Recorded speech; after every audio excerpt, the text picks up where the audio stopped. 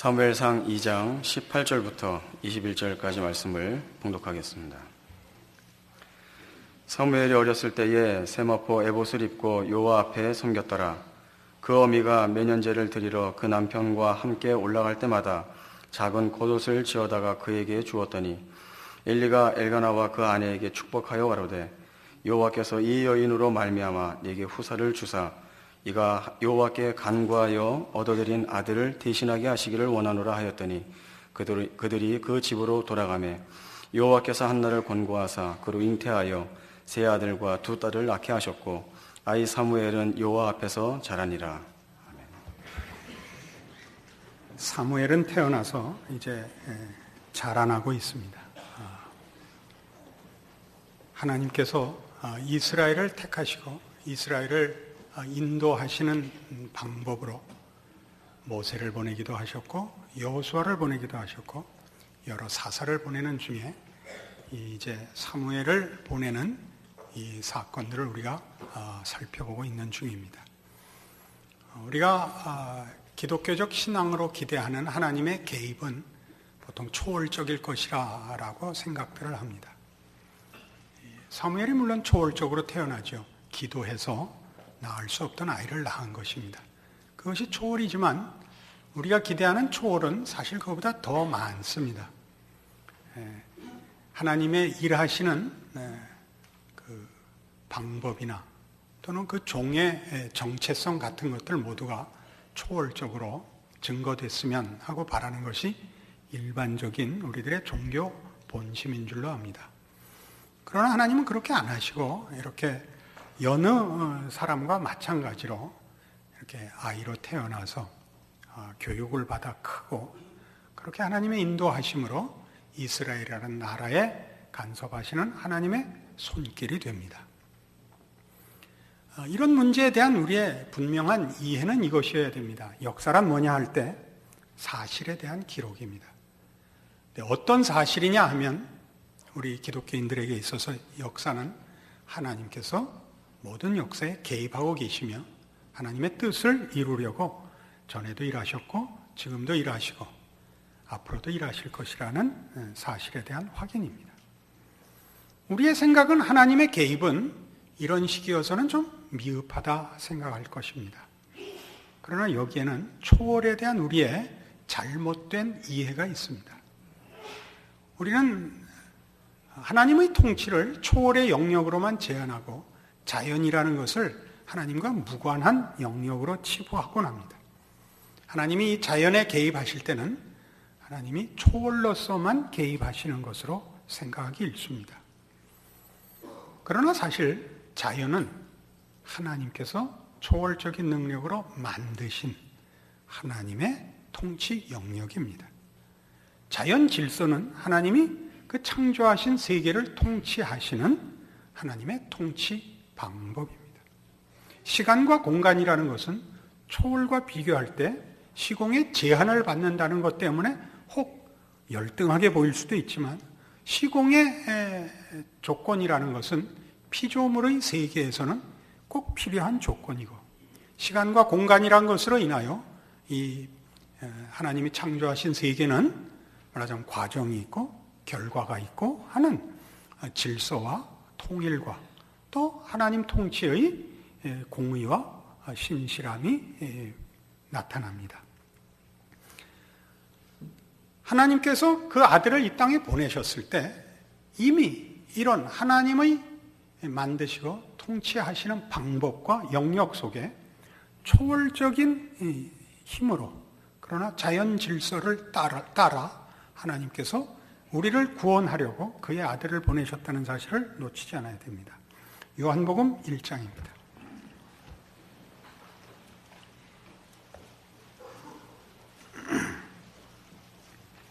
요한복음 1장 14절 말씀이 육신이 되어 우리 가운데 거하시며 우리가 그 영광을 보니 아버지의 독생자의 영광이요 은혜와 진리가 충만하더라. 하나님은 우리를 구원하러 오셨습니다. 우리 인간을 구원하러 오셨고 우리는 시간과 공간의 제약을 받는 존재입니다. 우리는 육체를 가지고 있고 우리는 또한 정신도 가지고 있습니다. 우리를 구원하기 위하여 우리의 마음을 항복시키기 위해서 하나님이 우리 가운데 오십니다. 시간과 공간의 제약을 받으시며 육체를 입으시고 우리와 동일한 조건 속에 우리가 사는 곳에, 현장 속에 찾아오셔서 하나님이 우리를 사랑하시고 원하시고 구원하시려 하고 복을 주시려 한다는 사실을 우리에게 증거하시고 항복시키십니다. 이것이 예수 그리스도의 성육신입니다. 오늘 보는 14절 같이 말씀이 육신이 되어 우리 가운데 거하십니다. 그래야 우리가 그를 보고 만지고 함께 생활하여 하나님이 우리에게 어떤 분인가를 확인하도록 그렇게 성자 하나님을 보내십니다. 사무엘을 시간과 공간 속에, 역사 속에 보내시듯이 그렇게 우리 모두가 시간과 공간 속에 하나님의 보내심을 받아 오늘 이렇게 우리가 자기 자리매김을 하고 있습니다. 우리는 우리가 보다 초월적인 증거를 가져야 되고 그런 방법의 쓰임을 받아야 된다고 기대를 하기 일쑤입니다. 보다 학식이 높던가, 사회적인 신분을 얻던가, 또는 우리에게 세상 지식으로는 설명할 수 없는 어떤 초월적인 증거가 말하자면 몸에서 빛이 난다든가, 째려보면 마음이 녹는다든가, 이런 것들이 우리가 기대하는 하나님의 개입에 대한 우리의 기대입니다. 그러나 그렇게 안 하시고 예수 자신마저도, 성자 하나님 자신마저도 인간과 방불하게 오셔서 예수님 당시에 예수님이 얼마나 대단한 분인가를 따르는 무리 외에는 사실은 인정하지 않았습니다. 로마 정부도 많은 무리가 쫓으니까 위험한가 안 위험한가를 확인하고 전혀 정치적인 목적을 갖고 있지 않다는 걸 확인했고, 그가 많은 기적을 이룬다고 하지만 그 자신은 그저 평범한 사람이었기 때문에 모두가 그가 그렇게 굉장한 분인 줄, 성자 하나님께서 우리를 위하여 오신 분인 줄 아무도 몰랐습니다. 그는 당신이 누구신가를 증명하기 위해서는 초월을 동원했습니다. 가나온인 잔치에서 물로 포도주를 만든다든가 오병이어의 기적을 이루었지만 그것은 다 당신이 우리를 찾아온 하나님이라는 걸 증명하기 위해서는 썼을지언정 하나님이 맡기신 일을 사용하는 방법으로는 동원하지 않았습니다. 그는 피곤해 하셨고 굶주리셨고 목말라 하셨으며, 그리고 머리 둘 것이 없는 현실을 고단하게 사셨고, 겟세마네 동산에서 아버지여 할만하시거든 이 잔을 내게서 비켜 주시옵소서 기도할 만큼의 우리와 방불한 조건을 감수하고 사셨습니다. 그래야 그는 십자가에서 죽으실 때도 나의 하나님 어찌하여 나를 버리시나이까라는 우리 모든 인간이 가지는 절망과 자초한 멸망의 그 운명을 한 인간으로 감당하셨습니다. 겪으셨습니다. 그렇게 초월적인 하나님의 구원 역사를 이루셨습니다. 어떻게? 시간과 공간 속에서 자연인으로서 말이죠. 이 자연과 초월의 융합은 하나님에게는 당연한 것입니다. 하나님은 초월자시며 이 자연을 만드신 이시요, 이 자연에 하나님의 통치를 복되게 구현하시는, 허락하시는 창조주십니다. 우리는 이 문제로 인하여 우리가 신자로 산다는 문제를 훨씬 깊이 생각해야 됩니다. 이렇게 말이죠. 요한복음 14장 6절 이하를 봅시다.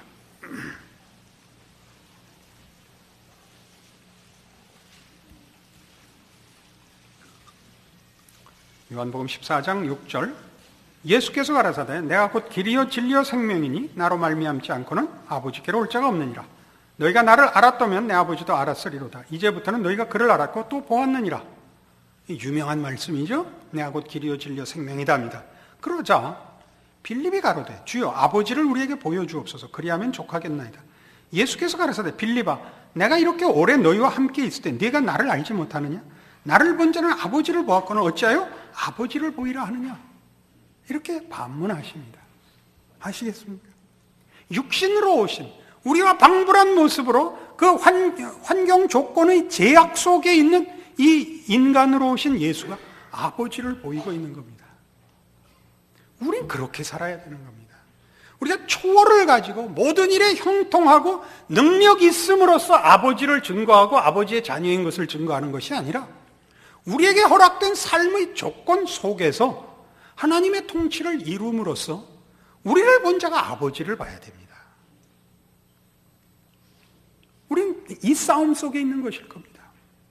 우리는 하나님의 일이 세상의 방법과 세력보다 우월한 보이는 힘으로 나타나기를 소원합니다. 우리를 반대하는 자는 우리가 기도하면 다 죽고, 이 대한민국의 모든 땅, 모든 건물이 교회가 되고, 그럼 도대체 기름은 어디서 넣고, 쌀은 어디서 살려고 그러세요? 이런 식의 말도 안 되는 오해를 하고 있습니다. 그것이 진심이며 열심이라는 건 압니다. 그러나 무식한 겁니다. 무식한 겁니다. 그 아멘은 본인의 신앙 고백입니까? 소망입니까? 우리 모두 여기에 걸려 있는 거죠. 이미 하나님이 그렇게 일하고 계시는 우리라는 존재인데, 우리의 신앙 고백이 갖는 우리의 힘인데 우리는 그렇게 살지 못합니다. 어떻게? 예수님 같이 살지 못하고 사무엘을 이해를 못하는 겁니다. 여기는 중요한 문제가 있습니다. 이 초월과 자연이라는 이분법적 사고는 우리라 하여금 신앙을 초월로 요구해서 초월로 답이 되지 않으니까 어디로 도망을 가냐면 내면화로 도망갑니다. 신앙이 내면화됩니다. 기도, 초월적인 종교적 명분과 형태로 숨어버립니다. 기도회로 모인다, 전도를 한다, 이런 때는 그게 신앙이 되고, 그 외에는 신앙이 전혀 힘을 못 쓰는 개념과 내면 세계로 숨어버리고 마는 겁니다. 그러니까 일상생활은 어떻게 신앙과 연결해야 되는지 전혀 모르는 것이 되어버렸습니다. 그러니까 열심을 내면 어떻게 하냐면 이런 명분과 형태 혹은 내면의 시간을 확대할 뿐입니다. 더 많은 시간을 기도하고, 더 많은 시간을 성경 보고, 더 많이 전도하고, 더 많이 모여서 기도해야 하고, 더 많이 성경 보고 라는 식으로 가지, 예수님께서 인간으로 이 땅에 오사 아버지의 독생자의 영광을 증거한, 나를 본 자는 하나님을 봤다라는 삶은 전혀 살지 못하게 되는 겁니다. 이것이 여러분에게 참으로 중요한 신앙의 깨우침이 되기를 바랍니다. 근데 이 문제는 사실 이거 이렇게 하나의 내면화라는 이 문제는 이렇게 초월에 대한 어떤 변명, 또 다른 도망, 회피 같은 것으로만 발생하는 것이 아니라 사실은 이것으로도 발생합니다. 또 중요한 지금 우리가 사는 현대 사회의 어떤 풍조 때문에 그렇습니다. 그 풍조는 지성에 대한 오해입니다. 세계 역사는 정신적으로 볼 때 세 가지 정신이 주도하고 있습니다. 하나는 우리 기독교 신앙을 그 뿌리로 하는 헤브라이즘이고, 또 하나는 헬레니즘이며, 또 하나는 오리엔탈리즘입니다.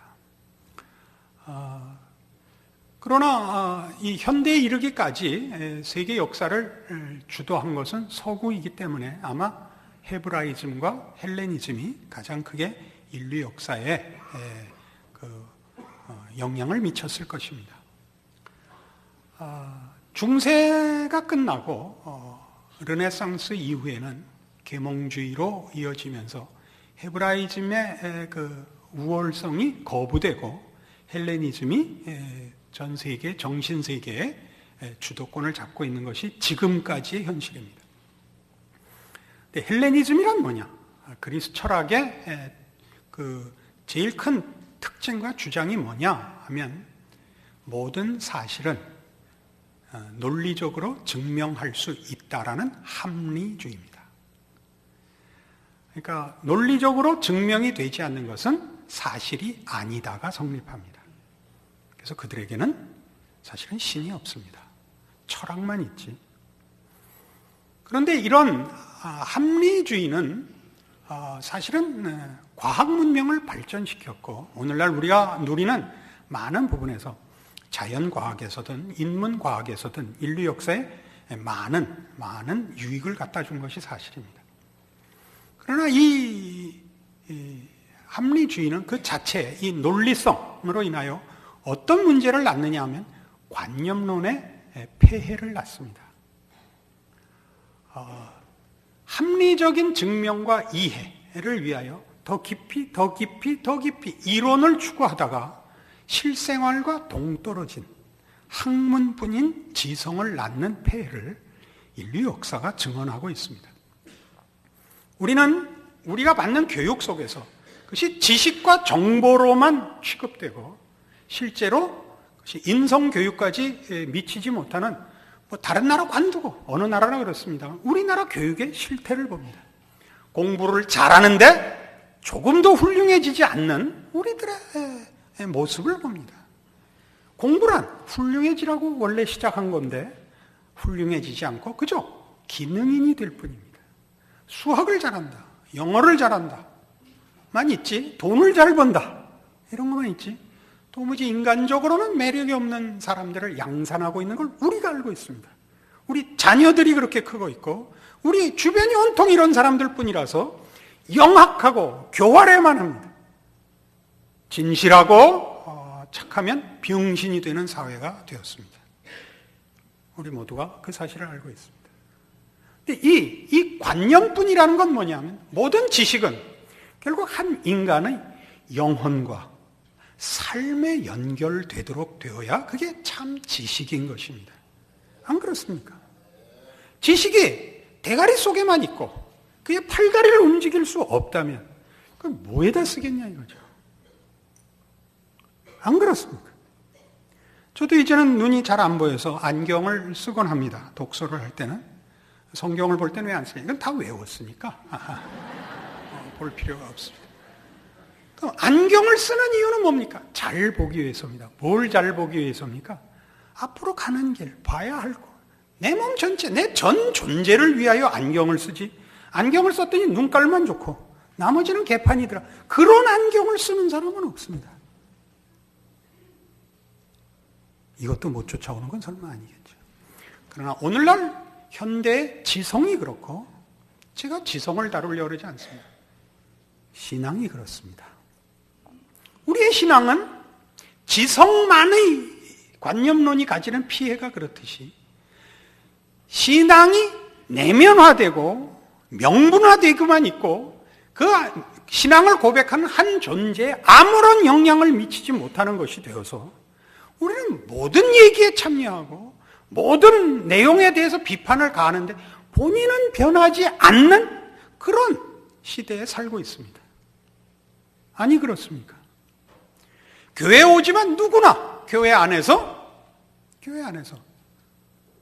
동료를 발견하지 못한다고 고백하고 있고 교회 안에서 진심을 나눌 수 없다고 얘기하고 있습니다.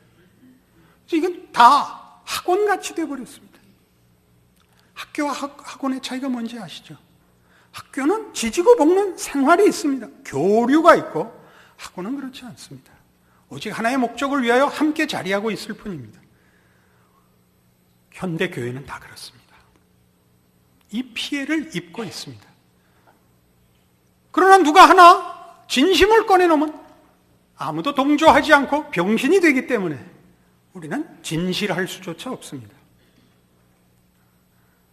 예수 안 믿는 고등학교 동창 불러서 포장마차에서 그죠? 진로표 사이다 놓고 회포를 풀어야 됩니다. 이런 비극이 어디 있습니까? 그 예수 안 믿는 동창이 인생의 가장 심각한 문제를 예수 믿는 우리에게 물어와야 옳죠. 우리가 신앙생활에 지친 영혼을 붙들고 그 개뿔도 모르는 친구 만나서 고등학교 때 지지고 볶은 그 관계 하나 때문에 속을 털어놓아야 되는 이런 시대에 살고 있습니다. 한국 기독교가 힘을 잃는 것은 당연합니다. 우리는 믿는 자 자신도 항복시키지 못하고 있습니다. 이 싸움을 우리는 제대로 해야 됩니다. 골로새서 3장에 가면 그래서 이런 성경의 요구들이 나오는 것입니다.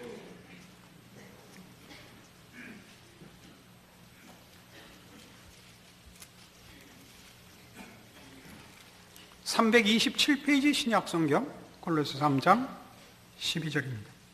여기 있는 내용이 무엇을 의미하는지 조금 깊이 음미하시면서 제가 읽어드릴 테니까 따라 읽어주시기 바랍니다. 그러므로 너희는 하나님의 택하신 거룩하고 사랑하신 자처럼 긍휼과 자비와 겸손과 온유와 오래 참음을 옷 입고, 누가 네게 혐의가 있거든 서로 용납하여 피차 용서하되 주께서 너희를 용서하신 것과 같이 너희도 그리하고, 이 모든 것 위에 사랑을 더하라.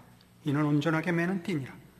그리스도의 평강이 너희 마음을 주장하게 하라. 평강을 위해 너희가 한 몸으로 부르심을 받았나니 또한 너희는 감사하는 자가 되라.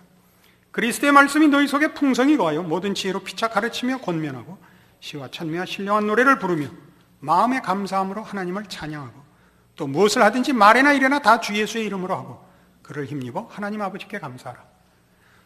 특별히 두 가지로 요약할 수 있습니다. 16절에 있는 바와 같이 그리스도의 말씀이 우리의 내용이어야 하고, 17절에 있는 바와 같이 말이나 일이나 다 주 예수의 이름으로 해야 됩니다. 주 예수 안에서 구원함을 얻고 주 예수 안에서 하나님의 자녀가 됐다는 것은 예수 안에 있는 모든 것이 우리 것이 된 것입니다. 예수 안에 있는 모든 신의 성품에 참여하는, 신의 거룩하신 복되신 모든 것을 우리의 것으로 가지는 자, 이것이 구원입니다. 신자의 정체성입니다. 우리는 외부적으로 우리가 가진 힘을 증명하는 것이 아니라 이 내용으로서 증명을 합니다. 이 내용이 예수님이 살았던 그 시대에 살아간 그 발자취처럼 오늘날 우리의 인생에서 이 세상의 반대와 공격 앞에서, 고단한 인생 속에서 세상이 만족시킬 수 없는 영혼의 깊은 필요를 예수 그리스도 안에서 공급받는 자의 부요함으로 증거하고 설명하고 증명하고 사는 것이 신자의 삶입니다. 그러니까 신앙생활이란 1차적으로 이웃을 위하여 있지 않습니다. 자신을 위하여 있습니다. 그리고 그것이 이웃 앞에 저 사람을 보니까 과연 하나님이 계시다라는 증거를 결실하게 되는 것입니다. 우리의 열심이나 우리의 헌신이나 심지어 우리의 능력으로 우리 이웃을 항복시키는 것 아닙니다. 우리가 달라야 합니다. 우린 다른 존재 자체로 달라야 합니다. 이것을 놓치고 있죠. 이상하게 신앙 고백이 있고 성경 말씀에 약속된 대로의 모든 것이 허락되어 있음에도 불구하고 기독교인들의 신앙생활은 가난하고 무능하고 도피적이고 부정적인 경우를 너무나 많이 봅니다. 우리의 소원들이 또는 하나님의 의도들이 어떻게 우리의 생각과 다른가를 아시는 것이 가장 시급한 문제일 것입니다. 그래서 시편에 가면 이스라엘의 하나님에 대한 항복과 찬송시들은 하나님이 실제로 우리의 삶과 존재 속에서 역사하셨다는 찬양으로 가득합니다. 시편 98편을 보겠습니다.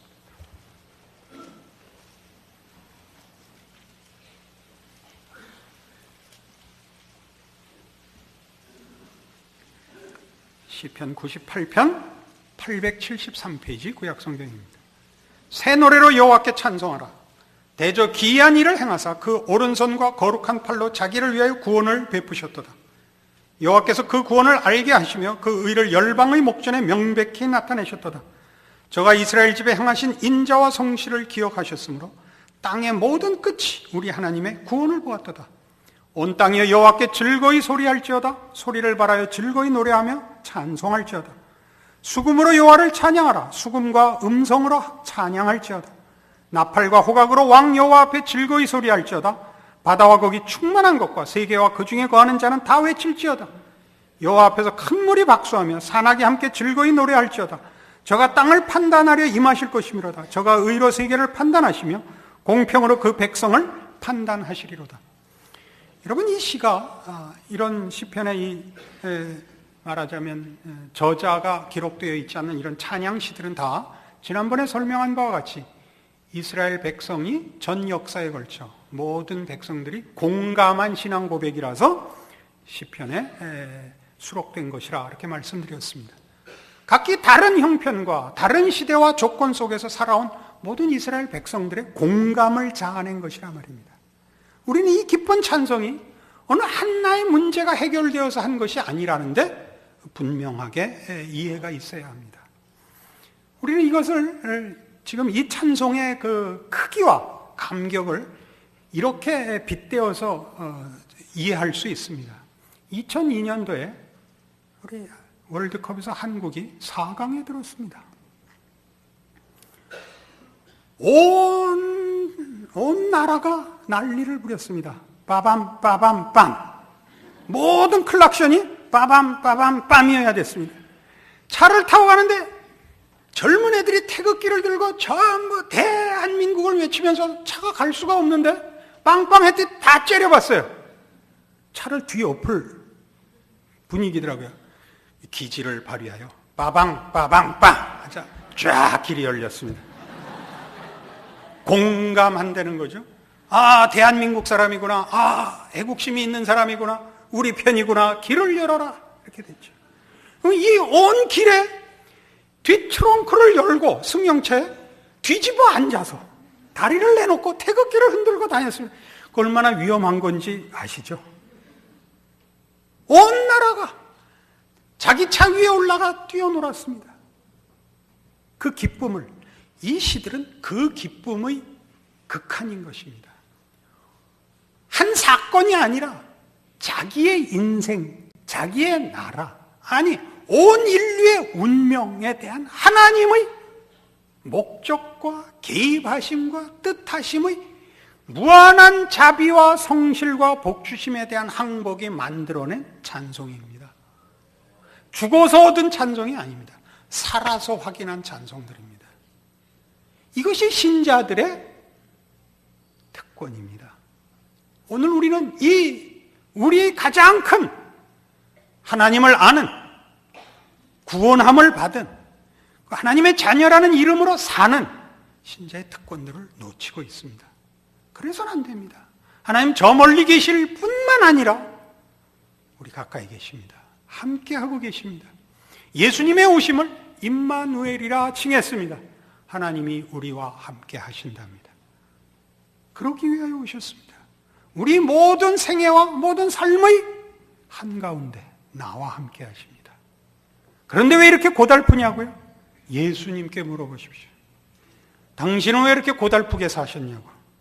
그럼 예수님이 웃을 겁니다. 너 때문이다 임마. 그렇게 합니다. 사랑은 주는 것입니다. 주는 사랑이 진짜 사랑입니다. 여러분 모두에게 이 하나님의 자녀된 큰 감사와 항복과 충성이 있으시기를 바랍니다. 기도하십시다. 하나님 아버지 은혜를 감사합니다. 하나님이 우리 하나님이시고 우리 아버지시고 우리를 찾아오셨고 지금 함께 하신다는 사실을 다시 한번 확인합니다. 우리의 존재와 우리의 인생의 귀한 것도 확인합니다. 나의 존재는 아버지를 모신 것이요 내 인생은 아버지께서 인도하시는 귀한 인생입니다. 우리로 인하여 이 세상과 역사가 하나님의 뜻대로 움직일 것입니다. 우리로 인하여 하나님은 나를 찾아오신 그 사랑으로 세상과 이웃을 찾아가실 것입니다. 우리가 가진 능력을 제대로 알아 세상의 것으로 싸우지 말고 하나님의 자녀인 우리의 자리를 지키는 믿음의 싸움을 하고 승리하는 우리들 되게 하여 주시옵소서. 예수님 이름으로 기도합니다.